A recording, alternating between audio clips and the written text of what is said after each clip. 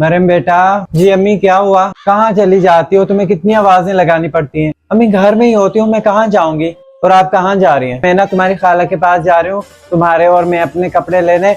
तो तुम घर का ख्याल रखना। अगर तुम्हारा बाप पूछे तो उसको यही बोलना कि मैं खाला के पास हूँ। अच्छा अम्मी वो मेरी बात सुने ना, मुझे भी ना पैसे दे दे, मुझे मेहंदी लगवाने जानी है। इस ईद को ना मेहंदी नहीं लगवाते, बस तुम अपने घर का ख्याल रखो और तुम अपने बाप को यही बता देना कि मैं तुम्हारी खाला के पास हूँ। नहीं तो वो फिर से इल्जाम लगाते रहेंगे कि कहाँ चली गई, घर से सारा दिन निकल जाती है।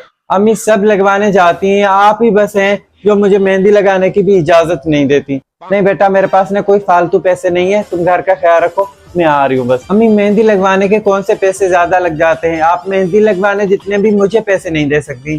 बेटा कुछ समझा करो, अपनी माँ के सामने ना इतने जिद नहीं किया करो, उतनी करो जितनी मेरी चलती है इस घर में। मेरे पास कोई पैसे नहीं है फालतू के, ये सिलाई के पैसे भी मैंने पता नहीं कैसे जोड़ जोड़ के इकट्ठे किए हैं। मैं जा रही हूँ बस।